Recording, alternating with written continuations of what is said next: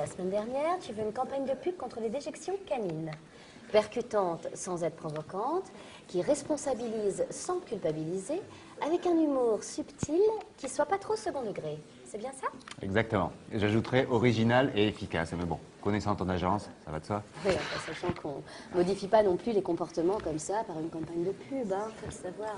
Je sais, et ça changera certainement rien. Mais bon, comme dit le maire, on s'en fout. Ce qui compte, c'est que les gens sachent que la ville s'occupe du problème. Ah oui, mais sans faire d'honneur de leçon, il se mettra dos toutes les mémères à son chien. Voilà. Bon, alors on a finalement retenu ton idée d'une campagne qui mette en scène les vrais gens des différents quartiers pour renforcer l'identification. Génial. Bon, évidemment, pour que chacun se sente concerné, la série de portraits devra être représentative de la population dans sa diversité. C'est clair. D'ailleurs, tu vas voir, on a complètement travaillé dans ce sens. Hein.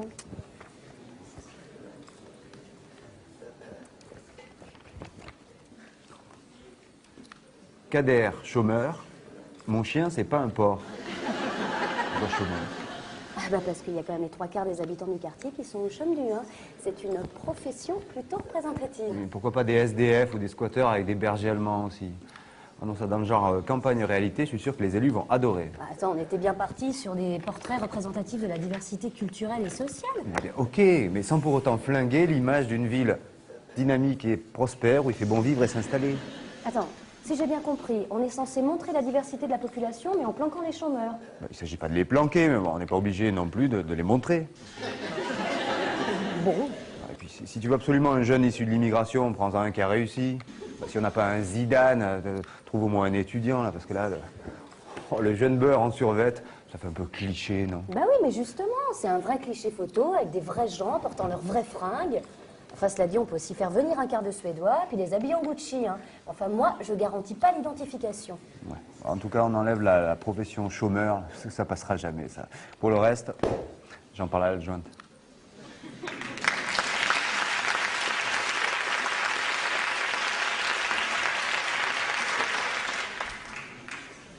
Bon, ok pour la diversité culturelle, mais enfin, il y a un truc qui me chagrine quand même. Quoi donc? Bah, Kader, ça fait pas très français comme prénom. Bah, en même temps, c'est le sien. Oui, non, mais je respecte, c'est pas la question, chacun s'appelle comme il veut. C'est juste que ça risque de donner l'impression à certains qu'il est pas très intégré, quoi. D'un autre côté, si on l'appelle Charles-Henri, ça risque de faire un peu artificiel, non? Évidemment. Enfin, je sais pas, on peut peut-être trouver un prénom plus commun, comme Alain ou Christophe. Christophe, pour un musulman? Bah, personne n'a dit qu'il était musulman. C'est vrai. Bon, cela dit, je suis pas sûr qu'il accepte qu'on change son prénom sur l'affiche. Oui, bah, il va pas nous emmerder, celui-là. Hein. Déjà qu'on lui fait sa pub gratuitement et qu'on lui tire le portrait dans toute la ville, il va pas en plus nous imposer son prénom. Bah, il y a quand même un droit à l'image. Mais on s'en fout du droit à l'image, il sait même pas ce que c'est. Peut-être, mais c'est pas légal. Déjà qu'on n'a pas respecté le code des marchés publics pour pouvoir lancer la campagne à temps. Ah bah alors si maintenant faut respecter tous les codes avant de lever le petit doigt, moi je vous garantis que c'est la crampe assurée. Hein. Sinon, on peut toujours faire appel à des comédiens ou des mannequins professionnels. Non. Vous avez une excellente idée de mettre en scène de vrais gens, c'est très démocratie participative. Non, faut garder le principe. Ou alors on peut juste mettre l'initiale du prénom. K, ça peut être la première lettre de...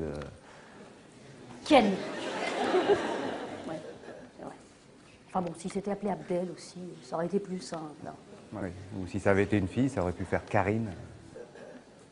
Ah bah oui. Eh ben la voilà l'idée. L'appeler Karine? Mais non, mais on prend la fille, on vire Kader. Bon, remarquez, moi j'ai rien contre lui, hein. Mais enfin, avouez quand même qu'une fille, c'est plus doux. Plus doux. Comme ça, on a la diversité culturelle, mais sans donner l'image du casseur avec son pitbull. Génial, non? Enfin, il n'a jamais été question d'un casseur, ni même d'un pitbull d'ailleurs. Ah oui, non, mais moi je sais. Mais vous connaissez les gens, hein? Et puis la vitesse avec laquelle vont les rumeurs. Non, mais moi je vous dis, on n'empêchera jamais ceux qui ont des préjugés de juger et le téléphone arabe de sonner. Hein? Alors vous me trouvez une petite Sonia, là, hein, étudiante ou lycéenne, hein? Et puis pour le reste, j'en parle au maire.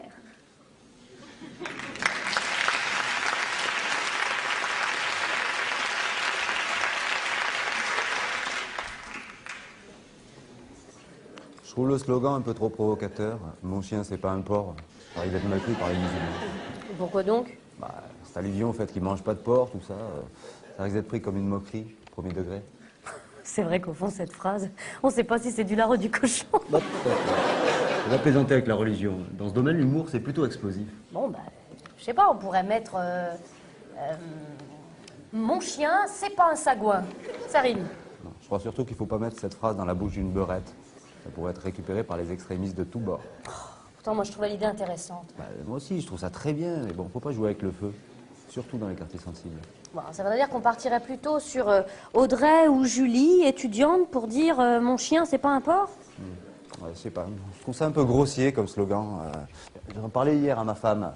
Eh ben, elle, le mot porc, ça la choque. Ah ouais. Bah oui, si tu regardes bien dans sa boîte, jamais ils utilisent des termes vulgaires dans leur campagne. Attends, ta femme, elle n'est pas chef du personnel aux Galeries Lafayette? Eh ben justement, tu vois, jamais ils utilisent le mot porc dans leur campagne de pub. Oui, enfin, c'est vrai qu'en même temps, je verrais pas bien Julie dire ça. Mais bon. C'est comme le mot chien. C'est vulgaire, chien? Bah, vulgaire peut-être pas, mais en tout cas péjoratif. Hein. Regarde, quand on veut injurier quelqu'un, on le traite de sale chien, ou pire, on le traite comme un chien. Je crois surtout qu'il faut trouver un terme plus positif, plus affectueux. Toutou? Non, un petit peu moins affectueux quand même. Moi, je sais pas, je verrais bien une légende du type Julie, deux points. Mon fidèle compagnon, ce n'est pas un cochon. Oui. Après tout, pourquoi pas? En tout cas, ça rime. Eh bien, on part là-dessus. Bon. Et la lutte contre les pollutions canines, ça rentre bien dans le développement durable, ça? Ah bah, faut voir, hein, ça se discute, pourquoi? Parce que je veux qu'on fasse un dossier de développement durable pour le prochain magazine. Ah ouais. C'est qu'on n'a vraiment pas fait grand-chose dans le domaine, hein. Ah bah, ça nous fera une action à valoriser. Une crotte aux toilettes, un petit geste pour la planète. C'est bon, ça? Oui, c'est assez osé. Moi, je crois que je vais finir par faire carrière dans la com.